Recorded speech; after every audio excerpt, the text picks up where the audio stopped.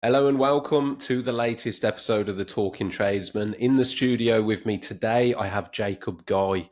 Now, Jacob isn't in the trades, but he's very much in the mental health circuit. He works alongside supporting and raising awareness for mental health in his arena, which he's going to tell us all about. So, Jacob, let's talk. Thanks, mate. Much appreciated you having me in. So, yeah, as you said, my name's Jacob. I work for Torfaen Sports Development. So we run health and wellbeing within our team, within schools and the community. And I run a dads program, a targeted group for dads. Fantastic, mate. So the first part of that, whereabouts are you from? Where is it? So I'm in Chepstow, so I'm right on the border, but I work for Torfaen, which is the local authority, probably about 25 minutes, half an hour away. Torfaen. Yeah. Okay. How big an area does that cover? It's quite a big area. So you've got it's quite a straight line. So you've got the south is Cumbran, mid is Pontypool, north is Blaenavon. So it's pretty much up in a straight line as an authority. Oh, right, cool. So sports development wise, what kind of people do you work with? So we work with primary schools, comprehensive schools, local community clubs, local governing bodies, national governing bodies, the FAW, Welsh Rugby Union, Hockey Wales, Welsh Gymnastics. So yeah, we cover all those areas. Mate, one of the things I've covered a fair bit recently is the sort of huge connection between physical and mental health and the two combined, which obviously you have touched on with the group work that you're doing with dads. Let's talk, I guess, about how you came to set up the group, why you set up the group, a bit of your background. So yeah, let's go with that then, Jacob. So I'm a dad. I've got a 10-year-old daughter. Love every minute of being a dad. Obviously, it changes year by year as they get older. Obviously, it gets... Doesn't it just, mate? Doesn't it just? It changes somewhat as, you know, that we can have conversations and have a chat about what she wants to do and stuff because she's at that age now. So obviously, just before she was born, I used to go to NCT groups and things like that. But it just struck me that there wasn't a great deal out there for dads. There's a lot out there for mums, and rightly so. So all the dads work that we do, it's never to discredit the amazing work that mums do. It's not us and them. It's very much to work in harmony as best as possible. So it was something that I noticed that obviously mums had had some really good avenues for support and things out there. And there were some sessions for parents, but there wasn't a great deal out there for dads. So, you know, some Of the dads that are out there, obviously your remit, you've got tradesmen who are working shifts. You've got factory workers, workshop workers who are working shifts. So not everyone is available and able to make a 2:00 appointment or a 5:00 session. Mate, yeah, I've been there myself. Yeah, been there myself with that. And at this point as well, a big shout out to Mark Williams, who was the person that essentially, in a roundabout way, that connected me and Jacob. So you obviously know Mark and the work that Mark does around fathers rights and mental health. So yeah, it's all very much in the same bundle, isn't it? Yeah, Mark's done some amazing work. Mark was one of the first point of contacts when I got this off the ground. So, you know, big shout out to Mark and Cherie Williams were the two that helped me sort of pull this together, because initially it was an idea. And it was such a broad idea that in sports development, my boss targets us as a team to target areas. So, you know, I work with men, I work with new and expecting dads. You know, Megan will work with women and girls. Keris will do the physical literacy, which is the younger age of giving them the fundamentals to start off with life with their families. So we're sort of intergenerational. And then Ben does the over 60s. So we've sort of got a pathway through the whole program. But us as dads, and blokes, obviously it's common to hear that we're very proud. Sometimes don't want the support and help that's out there. But, you know, to be the best dad that you can be, you're going to make lots of mistakes. So we try to reiterate that with the guys that we work with, that several mistakes will be made. And it's a learning process. So when you have a child, however much it's the best thing in the world, it's great, it's amazing, your life changes, doesn't come with a manual. So it is quite tough initially to instigate it all. To go back over one of the points that you made earlier, which is really important, is that by campaigning and sort of being an advocate for groups and support for men's parental support and dad's support doesn't take away from moms. it's not, like you said, it's not an us versus you, or a we're more important or you're more important. It's just dads need more support. Yeah, and I think that's down to, I listen to your podcast and listen to the great work that all the guys are doing, and there's a common theme that us as blokes, we don't reach out a great deal, possibly until crisis point. And that's what we try to, with the dads that we work with, is to try and make sure that that crisis point isn't later down the line, that it's initiated at the start, for us to be able to have that conversation and say, look, we're all going to make mistakes. Some dads join the group because they are new to the area. They want to meet dads in the same part of their lives. Other dads might think, oh, shit, I'm going to be a new dad. Where do I start? What do I do? And then the anxiety kicks in. Am I good enough? What am I going to do if this happens? And then the intrusive thoughts start, and then people then start running off with a situation that more than likely isn't even going to happen. But because they're that worried about it and they've built it up so much, it then becomes a problem. And then they're questioning their parenting. Are they going to be as good as their dad, or are they going to be better than the dad that they had? Which means that it triggers thoughts in their mind, taking them back to a time that they might not have fond memories of. My dad, amazing dad, done everything for me and my two brothers, and I couldn't ask for more. But then sometimes, some dads are maybe harder on their children, might not be available, might not be around.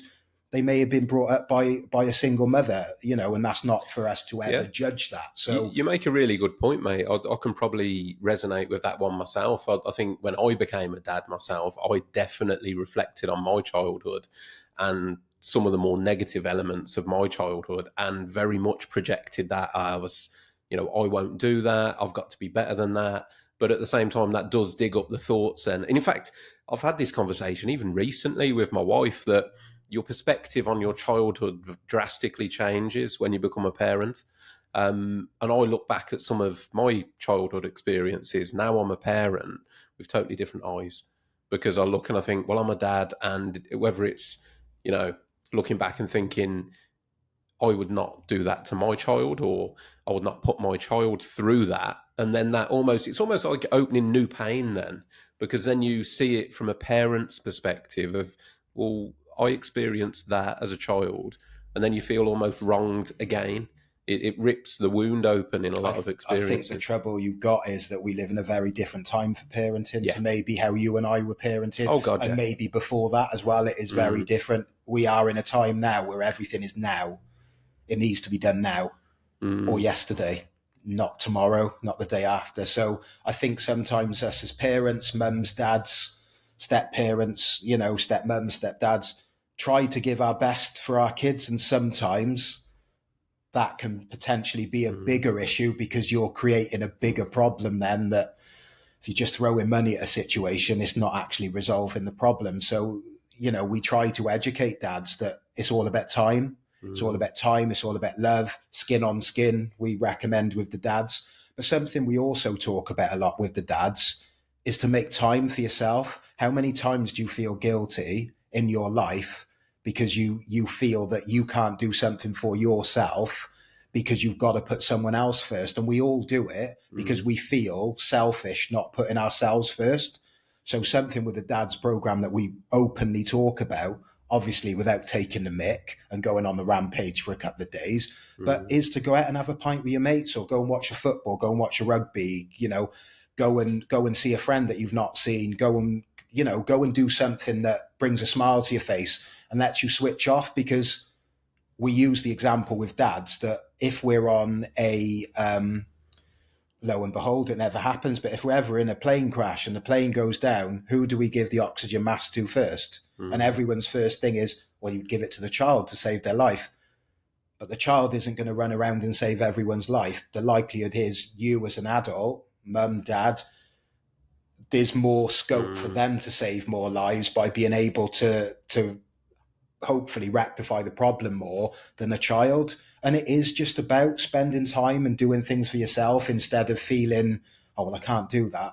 Because sometimes us as parents, however rewarding and amazing job it will always be, whether we have 1 or 5 kids, it's tough. It's tough to navigate at times when you're tired and emotions are running high. You might not be with the mother to your child. You might be in the same sex relationship. You might be wherever you are in life. But the reality is you're still a parent. And it's sometimes a tough gig. It's the most rewarding gig that Mate, you'll ever have. I think it's always a tough gig. Yeah. And everything that you've said there, I think bringing it back to my industry, I think anyone who's in the trades will definitely resonate with that. And me as a dad, I can resonate with that in terms of time management. And because so many of us work such long hours, and we choose to be business owners, but it entails you don't leave work at work. You know, No, you can't. go home and you're answering calls, you're writing quotes, you're popping out again of an evening to go and do some quoting, and you're coming back. And I've experienced it myself. There's very much the guilt of, but what do I want to do? When my kids were young, all I wanted to do was come home and spend quality time with my kids. What I had to do was a totally different thing. And then there's the guilt. Well, I'm not here. I'm not spending enough time. I'm not giving my kids enough attention. But on the flip side of that, I need to provide. I need to give them the best that I can. And there's that battle, mate. And it's very much like 100%. angel and demon on one shoulder. And you're getting pulled to and fro and never really feeling like you're doing either one It's 100%. tough because, like you guys that are in the trade, and we deal with a lot of guys in the trade that are, electricians, carpenters, painters and decorators, whatever they're doing, they're still parents. They've still got to get that time where, a lot of those guys in the trade that we've dealt with are self-employed, like you said. So they can't just finish at 5 and go home. And then where'd you go? Is it that you want to spend enough money so you can go on holidays and buy all the expensive things, which is amazing on paper? But the harsh reality is children will always, well, it's not harsh reality, it's great for them. They just want to cuddle. They just want to hug. They just want to see you. Yeah. So even if you are late home and you can do bedtime and give mum a breather, and mum gets to have some, time away and her do her things, because it's important that whether parents are together or they're not, that people have their own time. And I think sometimes we forget that because we feel guilty if we don't put everyone first all the time, that we will never, we won't be able to give things. But that skin on skin makes such a difference. Taking them to the park on the swings makes a difference. Spending that time with them, watching them have their first word, will give back so much more than taking them on a ridiculously expensive holiday or buying the most expensive designer gear and all that. It's stuff that we live in a time now, I think, because of social media, put a lot of pressure on ourselves as parents to give the best that we can. Sometimes those designer clothes just don't cut it, because a kid wants a cuddle. They want a hug. They want mum there. They want dad there. They want to go camping. They want to go in a caravan holiday. They want to do this. You could give them the most expensive 5-star holiday in the world. Might not be what they want though.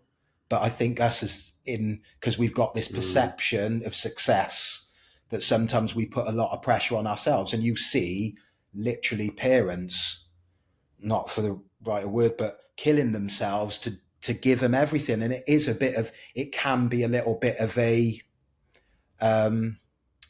peeing contest, so to speak, that you've got to have the correct designer gear. You've got to have the correct buggy that's a certain brand, things like that. And it does put a lot of pressure on parents, because things aren't cheap. Yeah.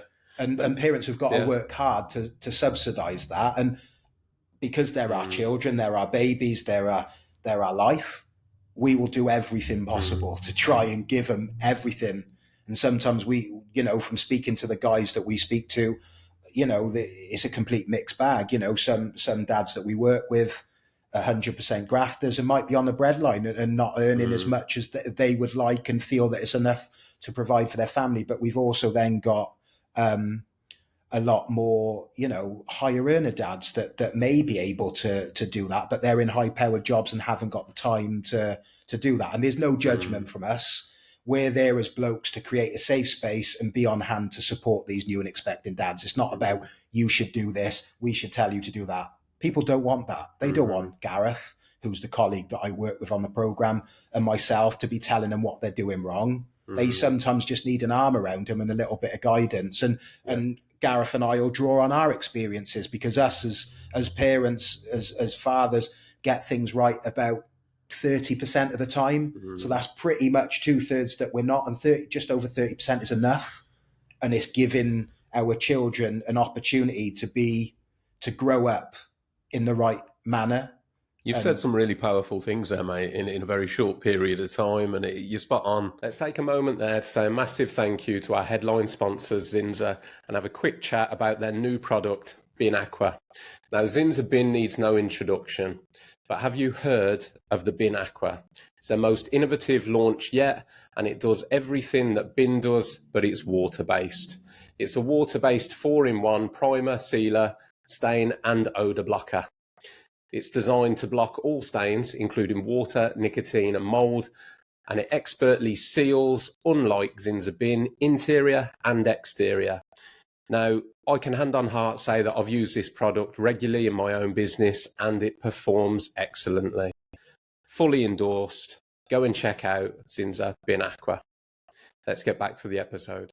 And I can resonate with it because I'm still there. My son's 17, he's 18 soon. I still question myself all the time. But he'll still be your lad, won't he? He'll always absolutely, but I still question all those things that you've just mentioned. Am I spending enough time? Am I able to provide? Should I be providing more? And it's constantly, I think, as a parent, as a dad, you're always stumbling through. Am I doing the right thing? Could I do? And it's so difficult because, and you touched on it again, things like social media, keeping up with the Joneses, you've only got to look at Christmas, haven't you, Jacob? Every Christmas Eve, you get the barrage. You only got to log on to Facebook. Every Christmas Eve, the barrage of, little Timmy's present stack. And there'll be a mound of presents. And then you've got to imagine that there's some people that are going to look at that and want to compete. Well, we've got to do that because, my little Johnny can't have less than Timmy. But then you'll also have the parents that aren't able to compete. And then they feel inadequate. Well, I've only got 2-3 presents under the tree. As opposed to a mountain. And it's unfortunately, we live in a consumer society now, and your value to society is judged on your ability to consume. The class system's long gone. Many would say fortunately, but I don't think many people these days pay any attention to lower class, middle class, upper class. Old titles like dukes and lords mean very little with value to society now. It's all based around consumerism. And that you can see that prime example of like the instant rise to fame of people that, YouTubers, for example, are classed as prominent members of society. And it's all based around their ability to consume. I've gone and bought a Ferrari or a Lamborghini, and all of a sudden they're a trader or Forex trader, whatever it might be. Their value is based around what they have materially. But we never see an insight into these people, the people that are there on social media flaunting the houses, cars, and all the rest of it. You ever see them spending quality time with anyone? Of course you don't. No. It's purely around materials, possessions, objects and items, watches, cars, boats, whatever it might be.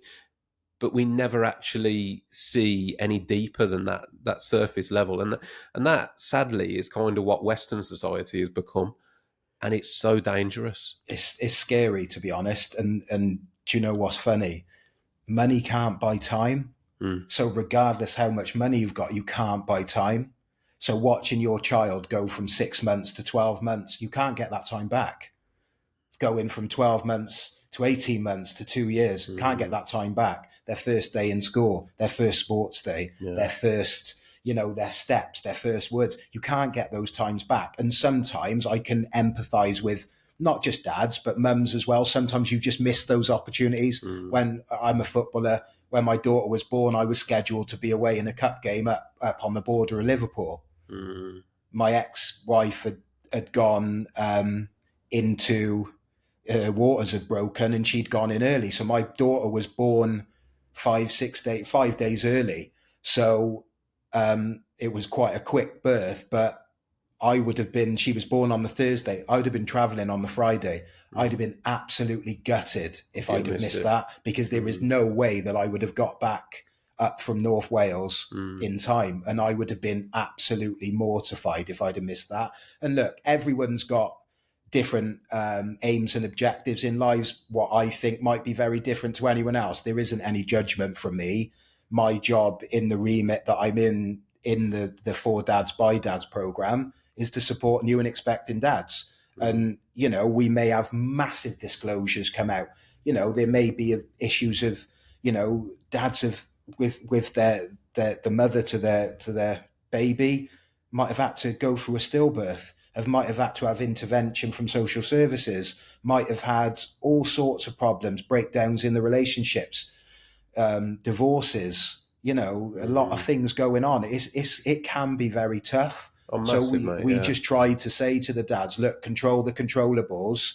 Here's the things that we can help you with. We will educate you through the program. The more that you come, the more you'll get out of it. So each week will be a different topic. So we might do something on nutrition. We might do something on perinatal mental health. We'll do child and infant first aid. We'll do psychology. So what sort of dad do you want to be? As we touched on, if your approach is very different, you want it to be very different to what you had.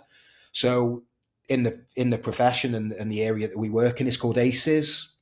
So ACEs is adverse childhood experiences. So it's a cycle of life. So if the granddad does something, the dad will do it, then the child will do it, and it's a cycle.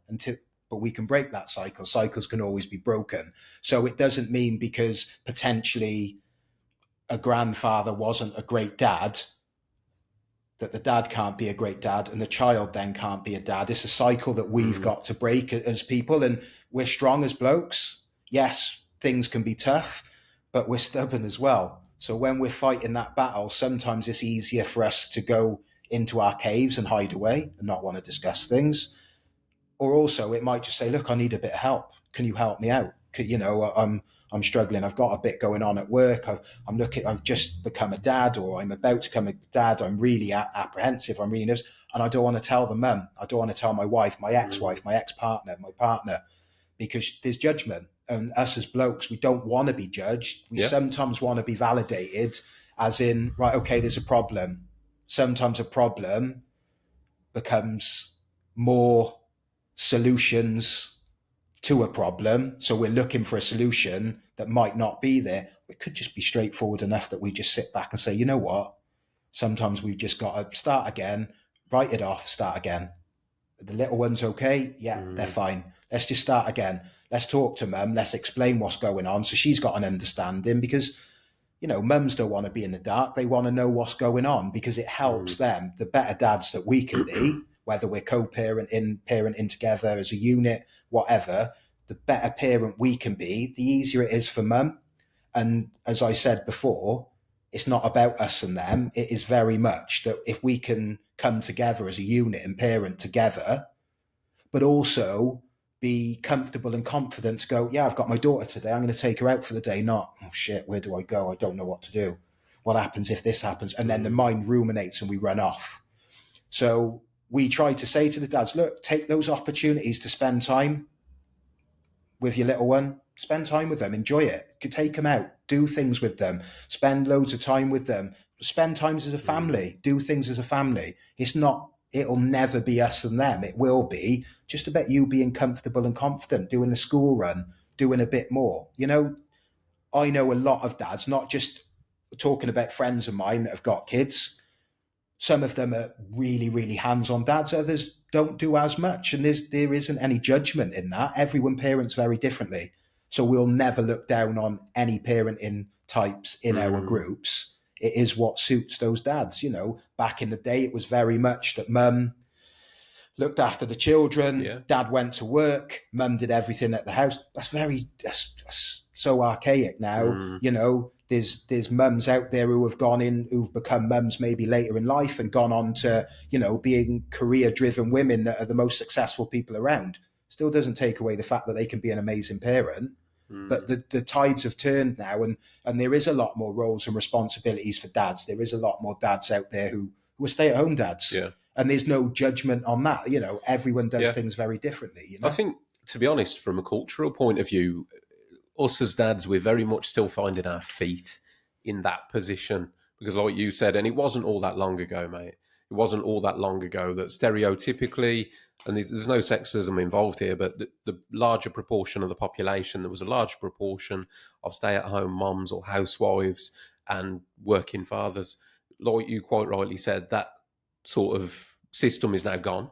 There's no rule, rhyme, or reason. But I think generationally, as dads and parents, we're still finding our feet in that role. Yeah. You know, being stay-at-home dads and working moms and things like that. It's a setup that hasn't really been very long established.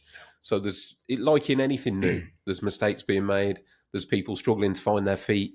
There's people struggling to find their place in society, and their values are getting a bit turned upside down. So with what you're doing now, I mean, first of all, I take this opportunity to commend you for what you've done. Thank It's you. fucking brilliant. So first of all, massive, appreciation to you for identifying the need for that and taking the initiative to set something up. Because I personally think now dads probably need that more than ever, because there's a lot of uncertainty and growth and finding their feet at the minute.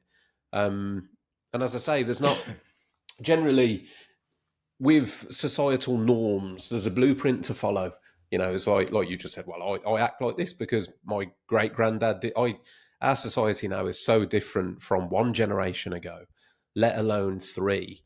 But I don't think the society maybe from the generations 6 to 2 ago were that different. No. It was very much, this is a pattern, this is what you do, this is a definition of a man, this is what the situation's going to look like. Now it is just turned on its head, and that's not a bad thing. I'm not saying that's bad, but there's got to be some acceptance that while this transition is in process, us as men, we're still finding our feet with that. It's a different one.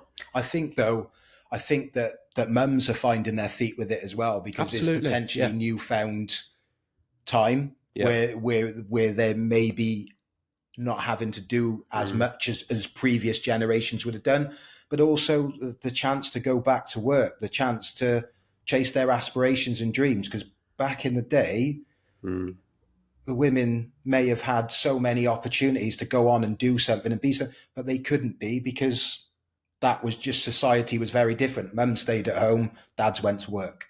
That's how Yeah. it was. And I'm not saying that was right, but it has changed somewhat. And obviously we start our new program in September. So we start on the 5th of September. There's a 10-week program. We run 2 a year. Okay. So when I first started this program, we were coming out of COVID. It was January 2022. So we'd had a bit of a tough time. So there was, the guidance and guidelines was very different then. 2-meter gaps, Yeah. it was very different. Some of the guys that I was working with on the initial pilot program weren't able to even go into hospital, or would have to stay in another room, or have to wait in the car park, or have to wait in the waiting area. It was completely different. So, for mums to have to go through births on their own and not have their partner, or maybe their mother or their mother-in-law, whoever they choose to have with them, that wasn't an option. So, we find that with everything that happened, COVID did play a big part in that. And obviously you're isolated, you're not with people. So that whole need and want of, I need a few dads around me, or I need a few mums. How do we do that? We were able to go out for like half an hour or something, or go out for a walk per day.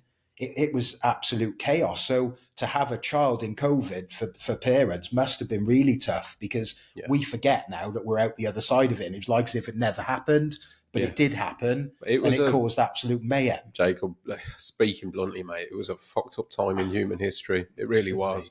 To prevent a mom from having their partner at that time, to prevent a father from being at the birth of their child, it's shocking. And you'll never get that back. No. You'll never be able to get that back. And I understood it was, looking back at it, it was a unprecedented time. No one knew what was going on. It was absolute chaos. And I suppose it was a bit mad that I'd started that. But part of the reason why I wanted to try and get off the ground, I did a lot of research and met a lot of good people. Obviously, we mentioned Mark and Cherie, and I got to know a few people. Obviously, I work with Gareth Wall. Gareth works for the Torfaen early years team, so he's a dad support worker. So Gareth isn't just a colleague now, he's a friend, because we spend a lot of time together running the dads program. Obviously, Gareth runs Circular Security, does Daytime Dads.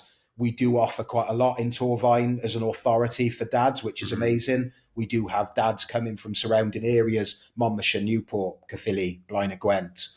We do have a lot of dads coming over because there isn't a great deal of provision out there. Other authorities are doing more, which is amazing. That was going to be my next question, mate, was this initiative that you've created and started where you are. Is there anything else like that across the country? So there's different bits going on. You've got Fathers Network Scotland. You've got Mark Williams with the Fathers Outreach. You've got the Dads Matter UK.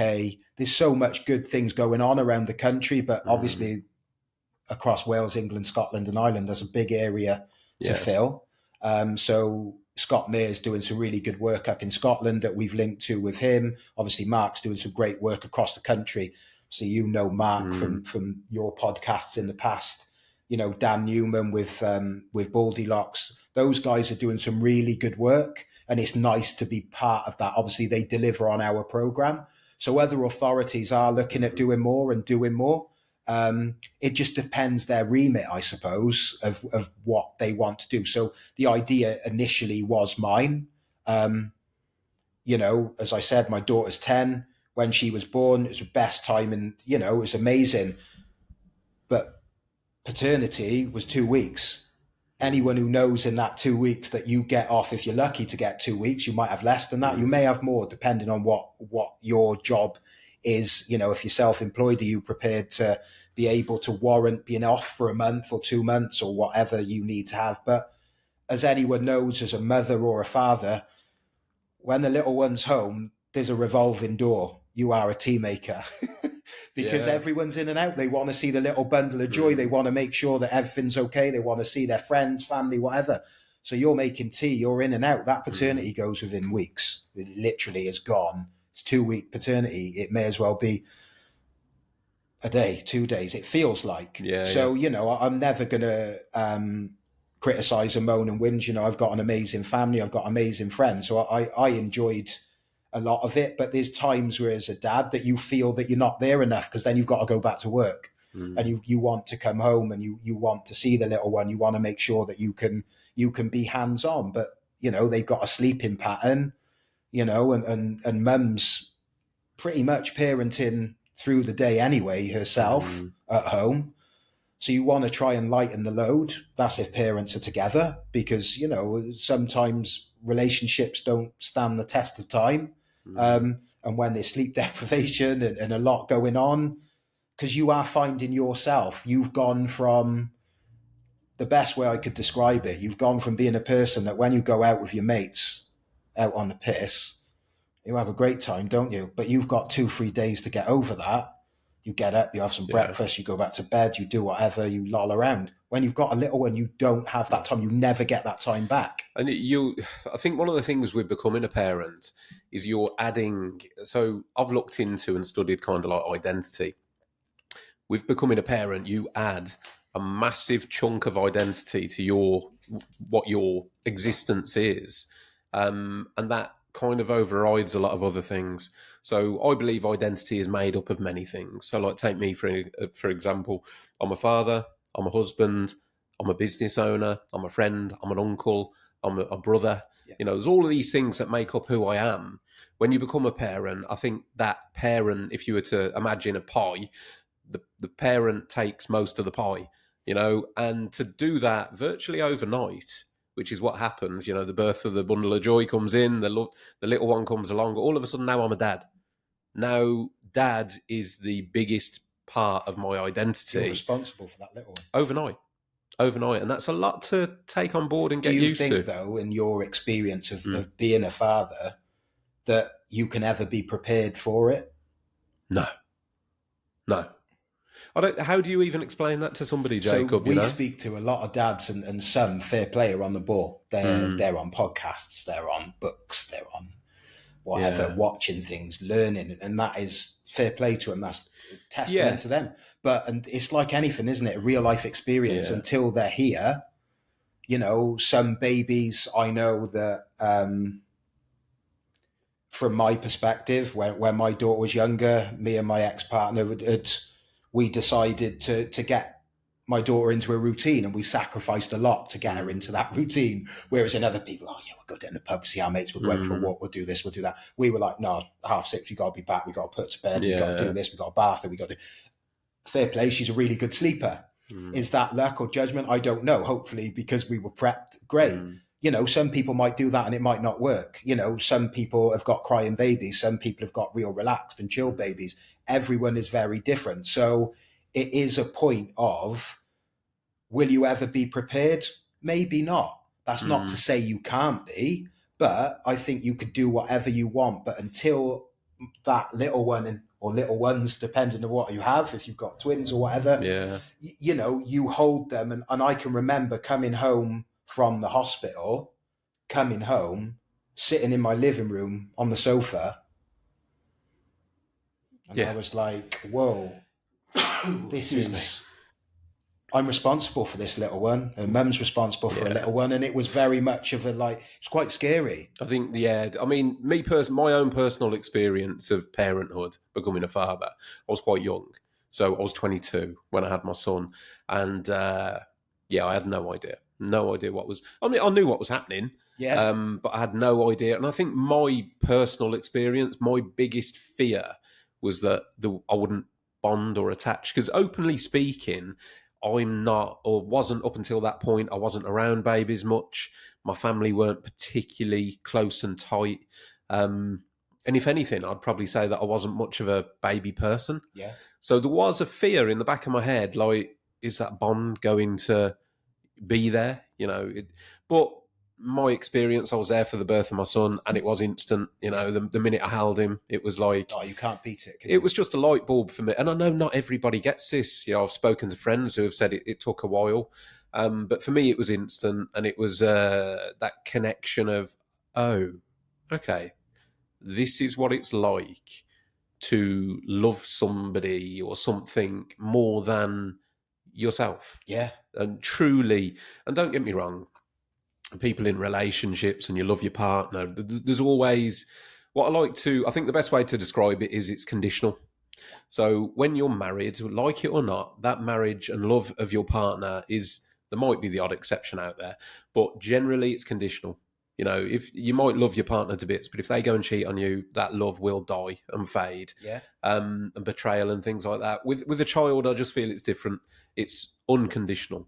You know, there's almost, again, there's barriers, I guess. You could go to the extremes, but generally speaking... they're yours, aren't they? They are you. They are your makeup with you and the mother to your child. There's no condition to it. And, you know, you will always be that child's father. Good, bad, or wrong, you will always be that child's father. With a relationship, you might not always be that person's husband, partner, boyfriend, but they're girlfriend, not necessarily always... when you're in a relationship, it's an adult. They can look after themselves. Whereas if you feel as a child, they need you until X amount. You know, it may be that they'll need you for the rest of their life in some capacity, whether it's more hands-on or not. And I think that it's really important that, look, let's not beat around the bush. There's some amazing dads out there. There's some shit dads out there. There's some amazing mums out there. There's some shit mums out there. That's how it is. I think sometimes we have this perception of, deadbeat dads. There's sometimes people in relationships who use their child as a weapon to get their own way, which isn't the right way to go. The focus should be the best for that child or children in that environment. If mum and dad are no longer together, and you know, we can sometimes see in the programs and real life experiences that sometimes that's done. It's not the right way to go. And I look at, I was probably similar to you. I've got nephews and nieces. I've got two older brothers. We're a family who are always there for each other, majorly tight. We get on and we're close, but we might also just pick back up when, you know, we might go out and then come back together. It depends how it is. But I wasn't someone who was particularly around a lot of babies and stuff. My friends, you know, when my daughter, just before my daughter was born, some of my friends had kids, others hadn't. And I felt I was in that sort of no man's land of shit. I haven't got many of my close mates are having children. They're not in that time. So at times, not in a sense of I felt there was no one that I could chat to at that time because my mates were either experienced or no experience. There was no in the middle. So I felt a little bit like, you'd go around there and, come round to, meet my little little boy, little girl, whatever. You'd hold them. The baby would start crying. I'd hand them back. That was my experience. So when I become a dad, I there was an element of nervousness, of course there was, but I was excited and I looked forward to it and I hoped, and looking back, I embraced it as best I can. Yes, I make mistakes, 100%, as every dad does. I'm learning all the time about various different things, but doesn't come with a manual. And if you give your child love, attention, affection, time, you'll never be far off. Some things are just sort of immaterial in comparison to holding them, spending time with them, taking them out for the day, doing things. Might not be about spending £200 on them and buying them the best trainers in the world, the best designer clothes, taking them, holidays to wherever. Might be that they just want to go down the local beach with you. Oh God, time. Yeah, absolutely, mate. I can highlight that even recently. So it was my birthday not long ago. My daughter wrote me a birthday card, and we've done all that, expensive holidays, this, that, and the other. And the thing that she wrote in my card was, she wrote a load of stuff which I won't go into, but part of it was, I love our little adventures together. Things like when we go to get a milkshake.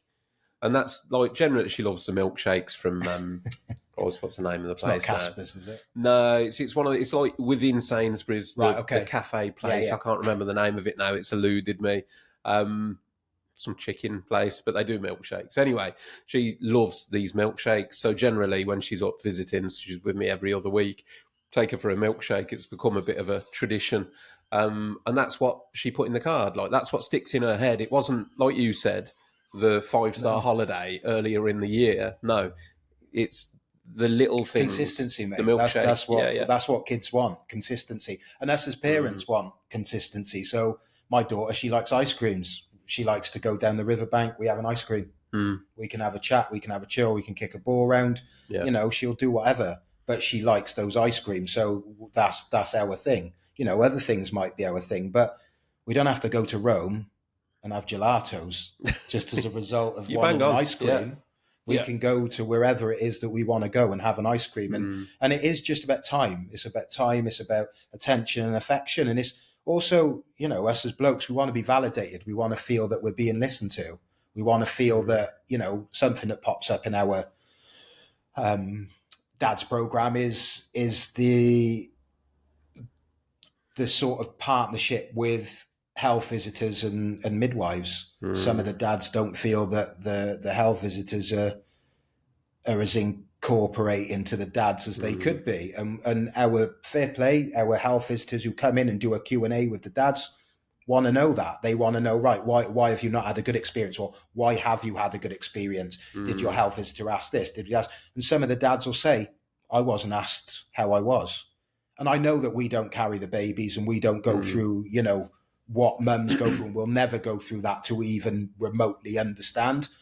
But if dad's in a good place, he can support mum a lot better than feeling, because sometimes, what we're like as blokes, we go in our caves sometimes, don't we? We run away and then we just end up sulking, which makes it even worse. And then mum's under pressure then thinking, well, what's wrong with him?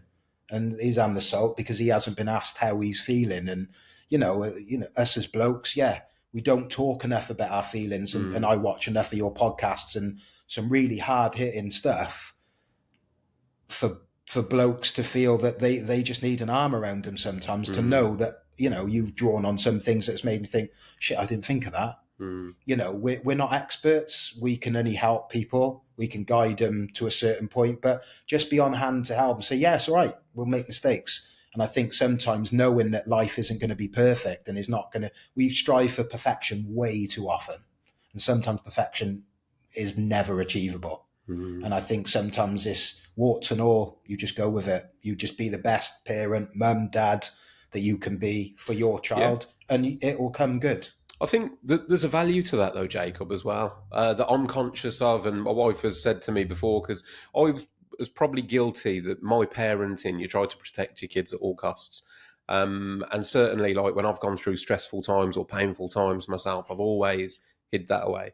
I try to put on the happy face. You put the mask on for the kids. Everything's fine. Dad's always solid. Everything's always good. And my wife said to me the once, she went, "You should be more real around them." What do you mean? Well, the kids should see that sometimes you're a bit stressed or sometimes you're a bit down, because that's real. Yeah. And as they grow up and experience their own adversities, it's important for them to know, it's almost like setting an unrealistic expectation of Yeah. life, isn't it, to them? If you present the dad image with the mask on, cool, calm, collected at all times, it kind of gives them levels to aspire to that they're never going to reach, because that's not the truth. I don't think there's any man out there, any dad out there that is that all the time. We all get stressed, we all get angry, we all, you get tired, you get short, and to be real, still do the best that you can, but not try and hide everything from your kids. I think there's value to that. Yeah, I think that's a real valid point, because it's like when you've got babies, toddlers, the way that they overcome something is by being confronted with it. So if there's an infection, they'll build up immunity as a result of going through that.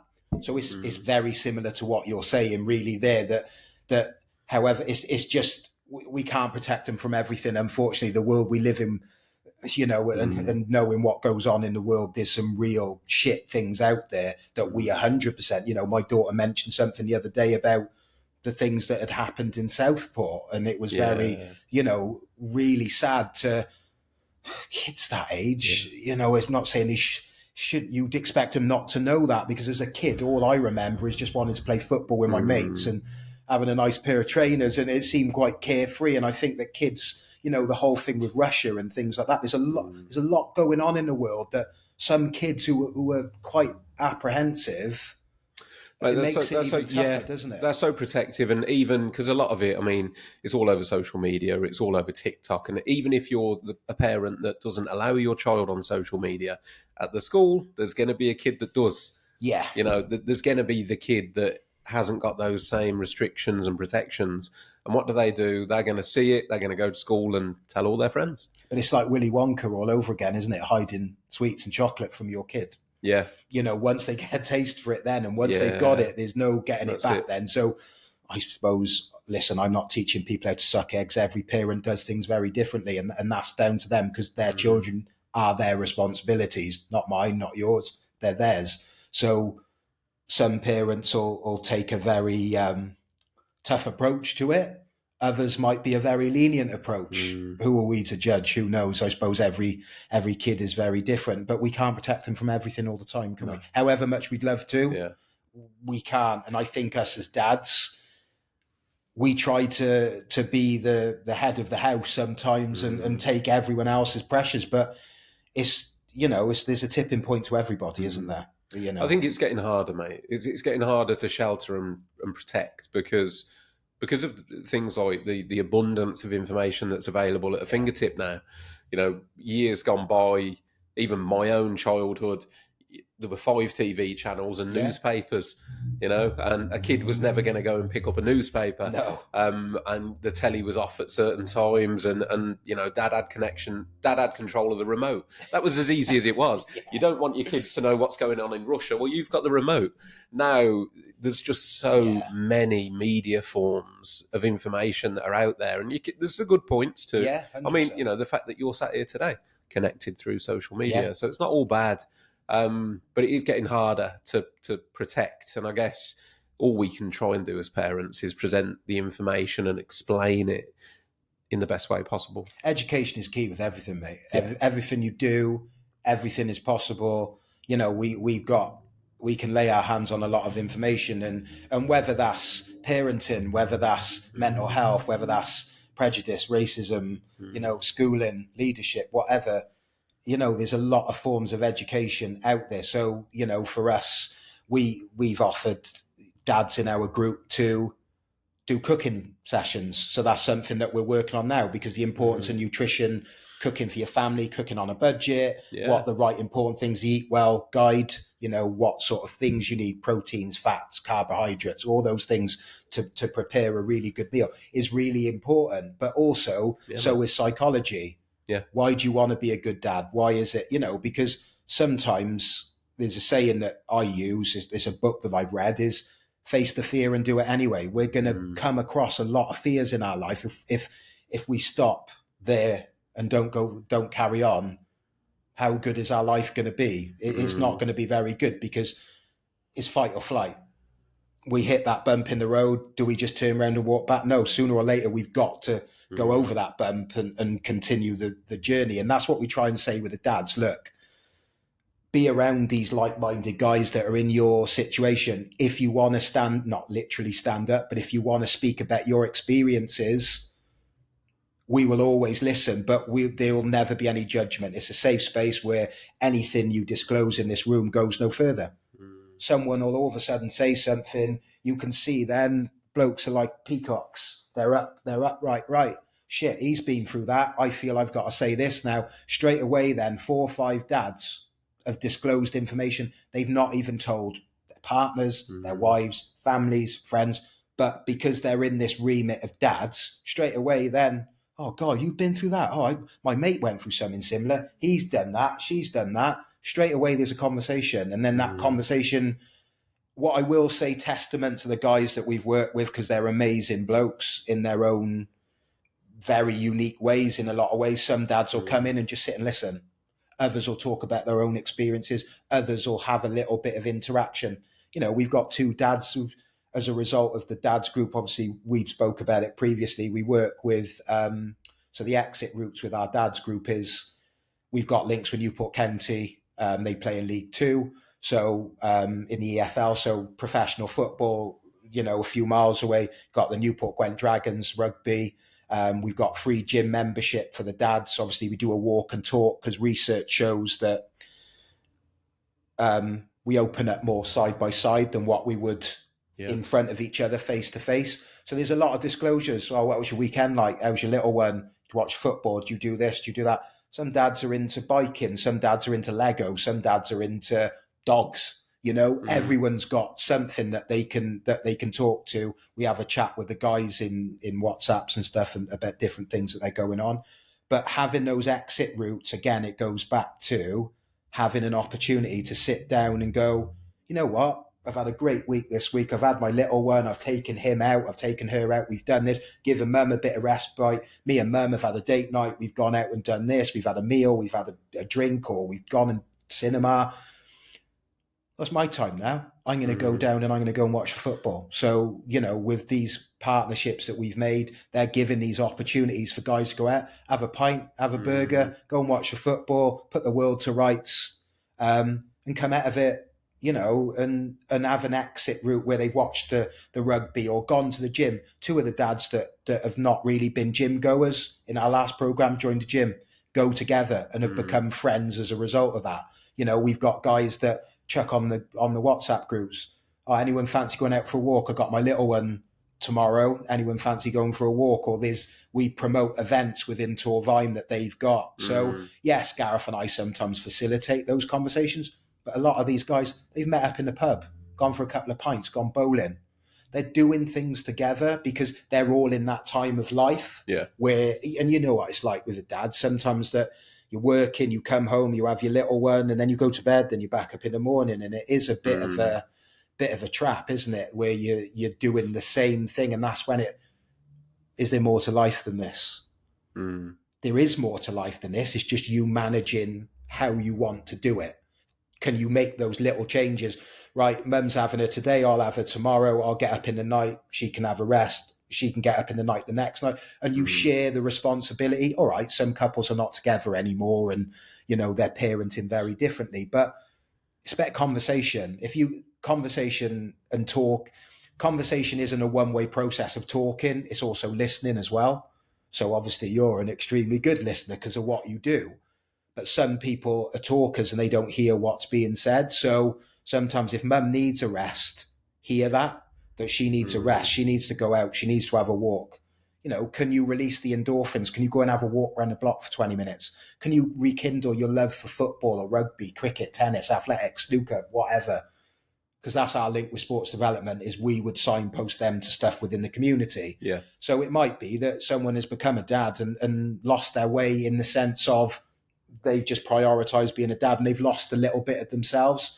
We all need a hobby. We all need something to release the endorphins. And that isn't being selfish. That's having your own time. Mum needs her own time. Little one needs their own time when they go to nursery.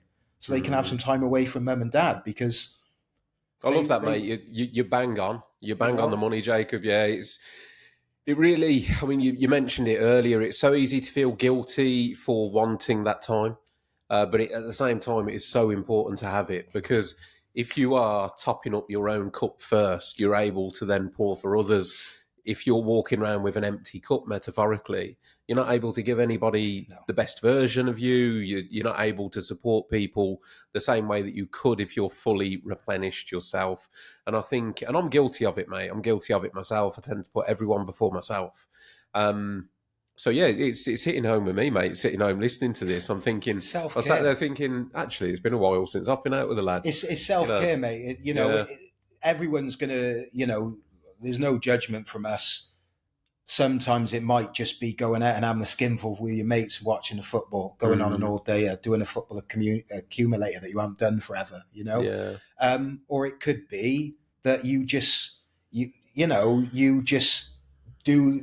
challenge yourself and sign up for a half marathon, or you sign up for a couch to 5K, or you just decide to go out in a walking group. We do stuff in Torfaen. We do, there's a real good charity called Tidy Butt, typical Welsh name. Mate, listen, see, I've seen that a lot recently, because speaking to a few of you guys from Wales, Tidy Butt. Yeah. Explain that word, that Tidy Butt. What is that? Like, where? So Matt and Reese, who are the leads on Tidy Butt. So butt is like mate in Wales. So up the valleys, you'll say butt. Yeah. So when Matt will obviously talk, if you ever come across Matt, in which, our circles possibly in the future could do, how's your mental health? How's tricks? How are you? Blokes are struggling. Yeah, Tidy Butt. Right. Tidy, as in, I'm okay, mate. Yeah. Right. Basically. Got you. Okay. With the translation. So you. Tidy Butt in Welsh is like, I'm okay, mate. Yeah. Right. Got you. But as we know, from the great work that you guys do, how many times do we ask a question, are people all right? We ask them. How many times do you ask people the question, are you all right? But deep down, if they do go, shit, mate, I'm struggling, you're literally surprised that they've come back. So we do it too. You all right? Yeah, not too bad, mate. No, seriously, though. Everything okay? Everything good? Little one all right? Mrs. To be honest with you, Jacob, and the other thing I would counter that with as well is I think there's actually far too few people that actually want to know. So it's kind of almost like, how you're right, mate. It's a token ask. It's kind of like a hello. Yeah, it's a token ask. In reality, have you actually got the time to sit there and process it and have that conversation? If you're going to ask somebody and mean it, like the world is a bit short, I think, at the moment. And because of societal pressures and everyone's busy. We're in a rush, mate. Exactly. Always in a rush. Yeah. Always in a rush to be somewhere. I'll be the same, mate. You see your pal in Tesco's that you haven't seen for a couple of months. You right, mate? How you doing? Yeah, sound, mate. You? Yeah, sound, yeah. In reality, one of them might have had a bereavement recently. One of them might have gone through a breakup. But you don't stop and have those conversations, And this is one of the problems. It's not just asking people twice. It's being prepared to listen. And you mentioned this before, and it's one of the key messages of the podcast is let's talk, but let's listen. Because I think active listeners, it's such a key skill and a key importance, because if you're asking people to talk, the yin and yang of that is there must be somebody to listen. If nobody's listening, nobody's going to talk. What's the point? Yeah.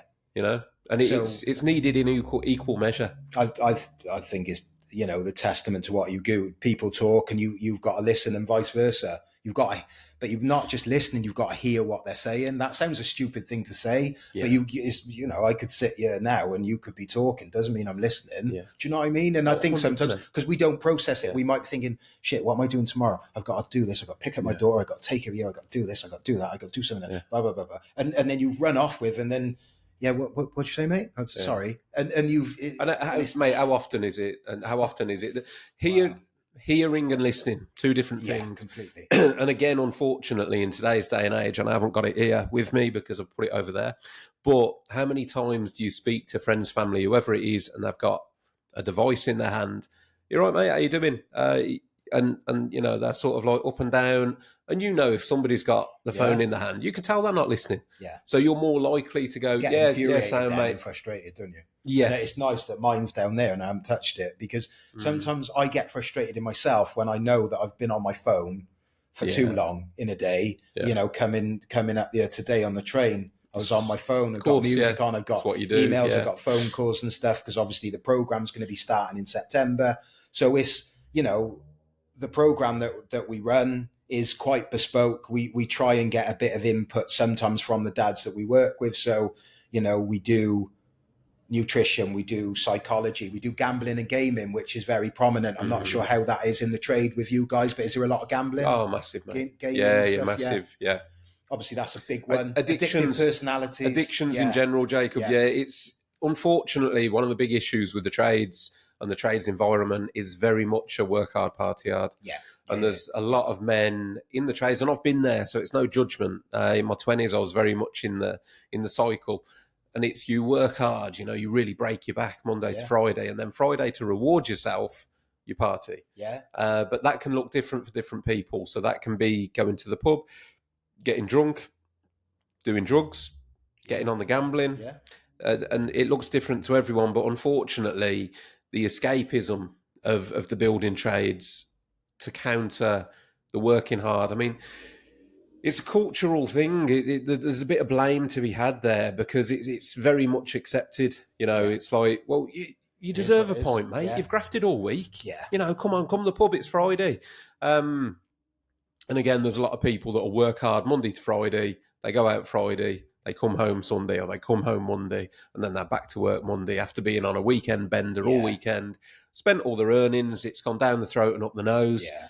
And it's a cycle that is so toxic, mate, and unfortunately has some really tragic endings if people can't identify it and step away.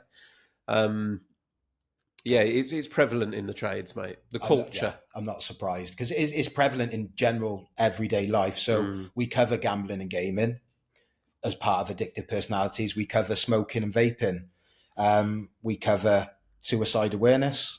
You know, having those conversations. We do a 111 option 2, which is when people are at crisis point. So we have a call handler come in and speak to the guys about it. Brilliant. About the importance of the service, what it offers. Do something that's quite fluffy, but really important that parents do, dads do, and build a bond, as you mentioned before. Library. We get Matt from the libraries come in.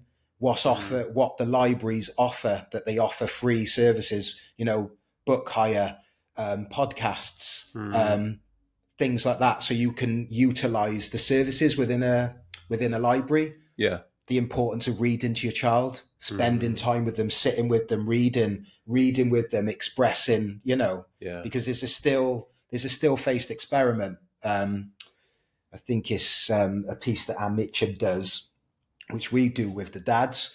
It's a short film that just shows you, like, a short video of, you know, when you're playing with your little one and you're engaging with them and you're chatting and you're having a laugh and a joke, and it's all very jovial, everyone's having fun. And then what it's like for a parent just to turn away and not give that kid that attention, and straight away they're trying to get their attention. And it's sad to watch, because phones play a part in that. Huge. Because you know, we've all been there, we've all done it. So I'm not sitting here casting judgment. Some will do it more than others. You know, I try to make more effort where I don't do it, but you can see why it's easily done, because sometimes when our little ones, when they're little, you can give them an iPad and, you know, straight away. But the importance of that is just spending time reading to them at night. I read to my daughter, so I've got shared care with my daughter. I have her 50% of the time. So she quite likes certain books. Diary of a Wimpy Kid she's into at the moment. So she met the author of that not long ago and absolutely loved it. So we read. She reads to me, I read to her, and it's just nice to have a little bit of Yeah. engagement. Spending time with her, having a game of Uno. Yeah. Whether it's on holiday or whether it's at home, whatever. It's just spending that Yeah. time. But then we do things where Tidy But do a talk on mental health. Mark does perinatal mental health. Dan Newman with Baldy Locks talks about the alopecia, which was really new to our dads the last time. We've actually got a new nutrition deliverer coming in, which is good, working with Anira and Bevan, which is amazing. But we've also got, we're doing stuff with relationships as well. Because obviously when a child comes into the world, Yeah. a relationship then is your focus between the two of you is that little one. And then those date nights or every weekends going out drinking or going to the cinema or doing whatever you do, can't always just do that at the drop of a Mate, hat. and So that's quite a new one. it's a worthy thing to bring up, Jacob, because the reality, and I touched on this before when I said about identity and how becoming a father takes a lot of the pie. It's the same with becoming a mother. And then you've got two people who potentially, prior to the arrival of the baby, were each other's most important. Yeah. They had each other, the most of the pie was boyfriend, husband, girlfriend, wife, whatever. That was the biggest part of their identity. Now, all of a sudden, on both accounts, that changes. Yeah. That can be really hard to negotiate in a relationship. Of course it can, because there can be a lot of resentment as well there. Yeah. That dad is putting the child first or the mum is putting the child first, and there's a lot of jealousy. That little one needs you. They do need you, but you all need each other somewhere to navigate the early stages of it. It's really tough. And like I said, there's no manual. You do have to go in a little bit blind and find your way. You can lean on your friends. You can listen to podcasts. You can do all these different things, read books and prepare yourself as best you can. Some people, I'm sure, are really prepared. There was an element of apprehension about becoming a dad. It's been the best thing I've ever done, 100%. And I've loved every minute of it. And every year or every sort of every year that she goes through on her birthday, I'm literally sat there thinking, God, this is different to last year. And it's great to see a child or your child develop, and find themselves and become independent and do things for themselves, but also them telling you they love you, or like you said about your daughter, about those things you do with the milkshakes. They're the biggest hitting things. They don't need to be coming up giving you £1 million check. It is just, Dad, I love you. Thanks for that. Sometimes just thanking you for doing something is the most rewarding thing. And parenting, however tough now and again it does, it can be. It's the best thing you'll ever do. So rewarding. It's a subject that I've talked about recently on a few of the podcasts, the importance of purpose for men and women. But, as a man, I can only speak as a man. The importance of having a purpose, I think, is huge. 100%. And what having kids does, or what becoming a parent does, is it does give you a hell of a purpose. Yeah. And leaning into that and realising, like, I had this conversation with Nathan from Training Trades recently. We were talking, masculinity came up. We were talking about, in particular, the phrase toxic masculinity, but we were talking about it, and what I said was that I know my own values. So my personal values, I know, are to provide and protect for my family, my kids and my wife. Yeah. And I know that, mate. Nobody can take that away from me. And in knowing that and having that purpose, that is so important to me. But if that water got, fortunately for me, I've been on a journey myself of understanding myself. Yeah. But there were times where that water was muddied and I wasn't quite sure. Certainly from my perspective, going through a divorce, I was separated from my kids by distance as well. Mm-hmm. So my ex-partner moved to a different part of the country. And what that did for me at that period of my life was, fortunately, I've always maintained contact with my kids. I've never had the contact broken. But at times, because of the distance, I was seeing them every other weekend. Yeah. Well, that essentially left me with 10 days of now I need to rediscover who I am, because a huge proportion of my purpose was gone. Yeah. And instantly, almost overnight, to be honest, Jacob. And that was a hell of a thing to get You've got used to try to. and fill your time then, haven't you? And I that's where have, and those yeah, potentially those and having too much time on your and hands can mate, be a problem. I could list the things off, but you know, getting used to being a part-time dad, Yeah. as opposed to being a full-time dad, getting used to the idea that actually another male might come into their life and spend more time with them than me. Yeah, that's You something know, I've yeah. gone through with my So situation. have I. It's Yeah. tough. It's one that is a thought that you don't want to have, No. but you've got to have. And again, you mentioned earlier about the missing out on things and missing, and it's inevitable. For me, it was inevitable. I mean, I've done things throughout my parenting journey with my daughter, for example. Even recently, last year, just gone by, she got a lead part in her school play. But for me to go and see her school play was a 7-hour round trip. Yeah. But I did it because I knew how important it Yeah. was. It was worth every minute and every mile. But the reality for me, parenting as a part-time dad at distance, was that was a 7-hour commitment, which then means I've got to take a day off work. Yeah. I've got the costs associated. Yeah. And it's all stuff, mate, that to me, I had to relearn being a dad. Yeah. I knew what it was up until the breakdown of the relationship. I was a particular dad, and I knew what the rules were, I knew what my responsibilities were. All of a sudden, that was totally different. Yeah. Now, as I say, for a larger, again, and then my situation's flipped again. So 2 years ago, my son moved back in with me. So my son's with me full time now. So now I'm back to being a full time dad. Yeah. And a part time dad at the same time. And I'll be honest with you, to put it bluntly, it's a head fuck, because you just get used to, like I mentioned before, my purpose. Yeah. I had my purpose before I was a full-time dad. Then I was a part-time dad. Then I had to find what a huge hole in my life opens up.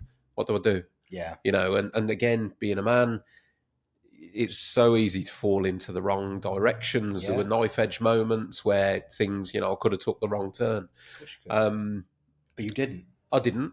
Unfortunately, I touched in muddy waters a few times, but then again, as I say, then later down the line, it flips again. Yeah. And then I'd got to a stage where, to be honest with you, I'd kind of gotten used to my role as a part-time dad at distance.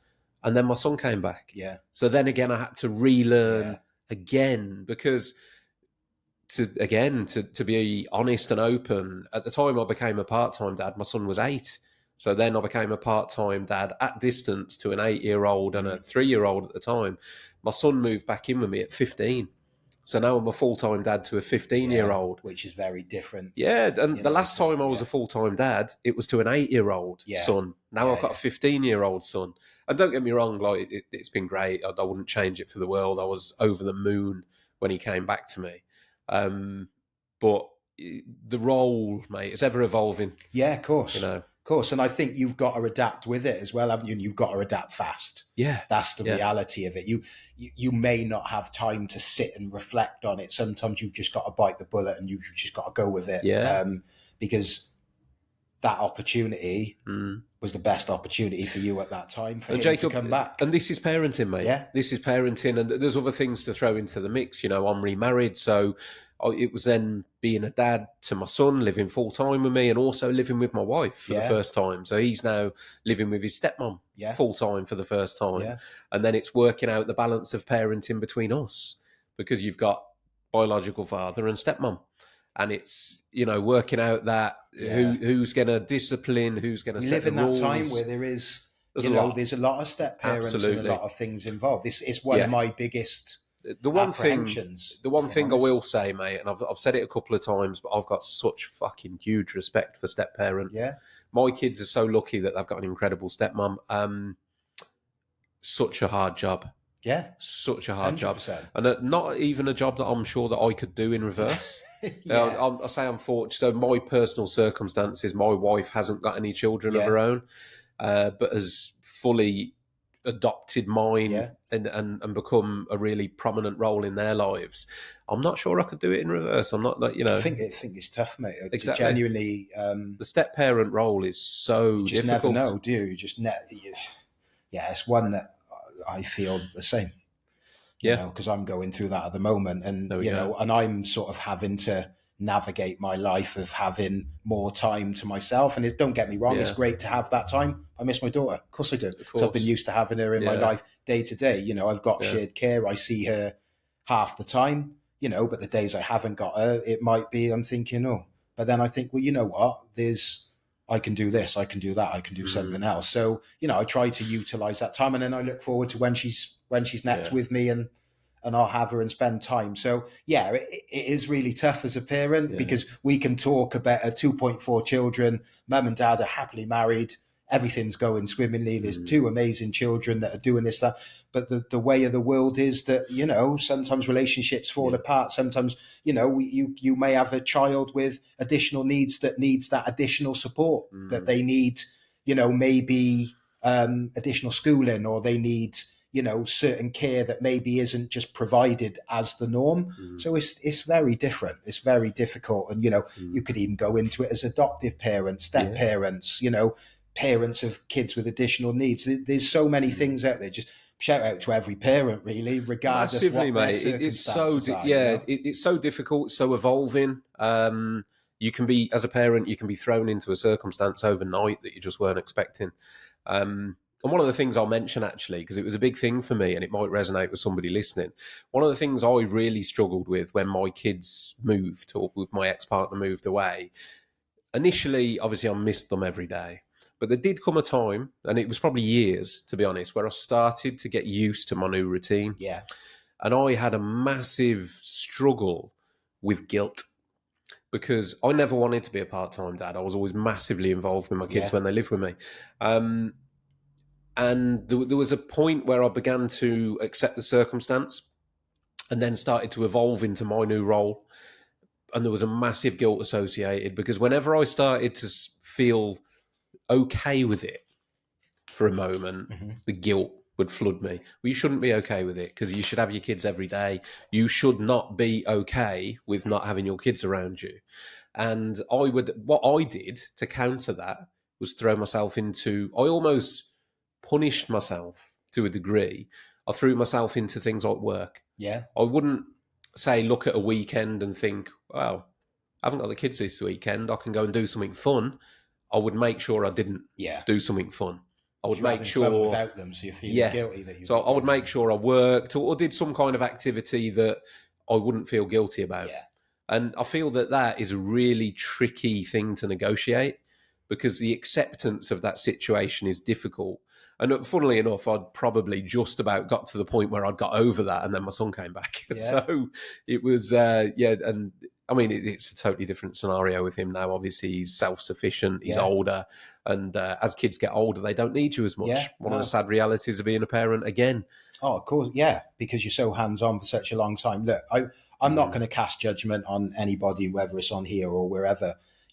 I've each to their own how people want to parent. I don't want to just be a weekend dad. For me to have my daughter 50% of the time is amazing. She's got her mum in her life, she's got me in her life, so that works. Yeah.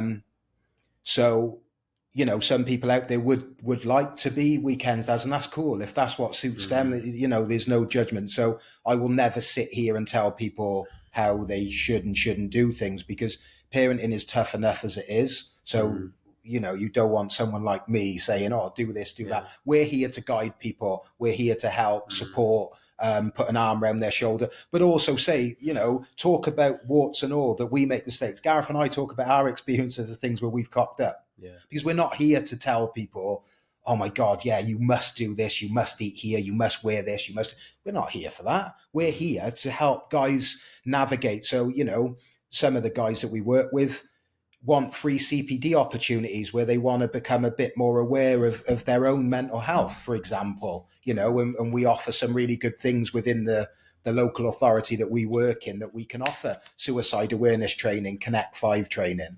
We can offer all those things. So it's great for them to have that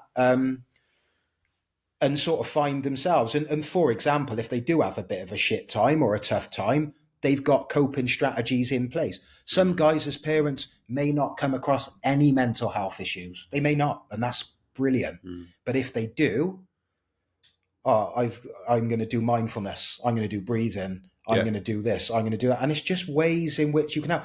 Might not even touch on your life. Your wife, partner, mother to your child might have postnatal depression. How can you help her? Because these things happen. But mate, knowledge, even if you don't need it, I mean, I love learning.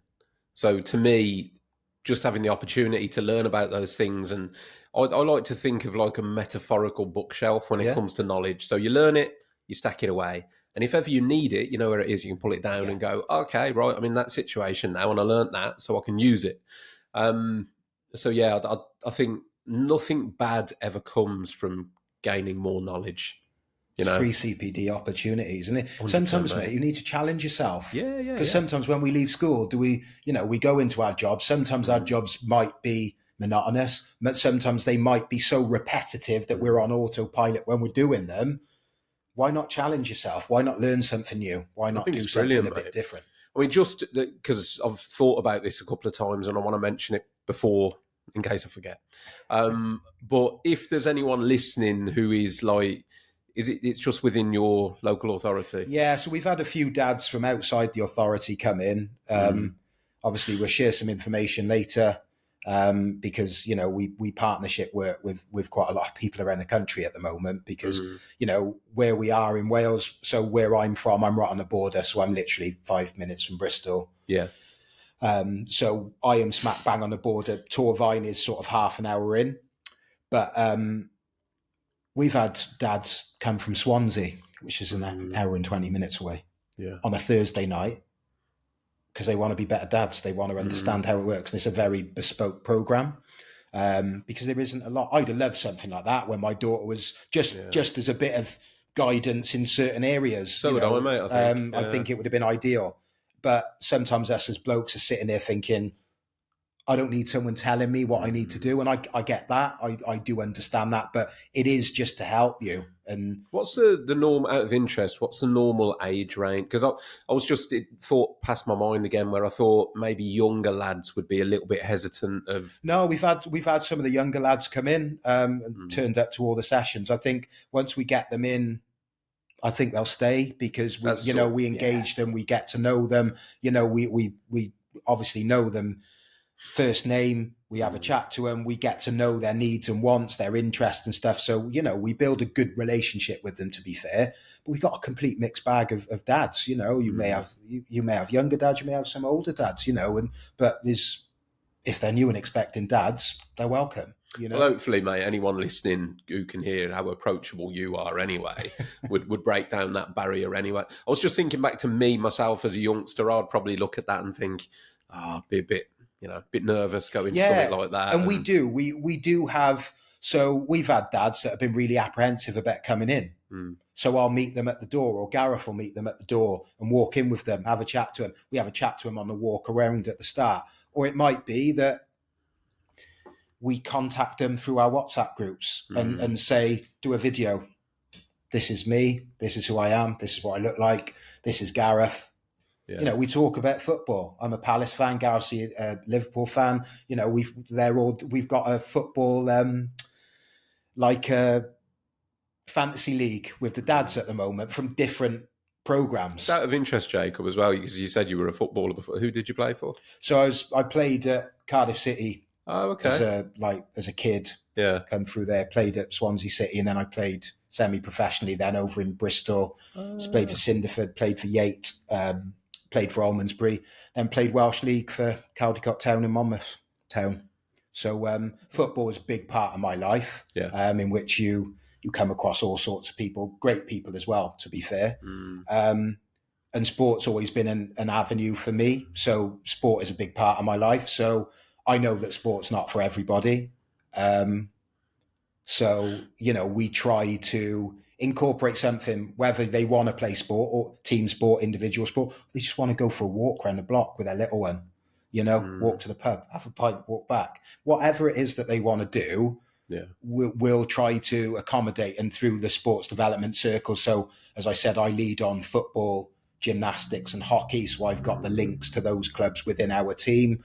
And then Keris, Ben, Meg, Holly, Abby, Peaks will all lead on their own sport. So whoever comes in for that sport will be signposted to them, and they'll, they might say, oh, I live in this part of Torfaen. What clubs have you got available for under 10s football, under 12s football, under 16s rugby, under 20s cricket?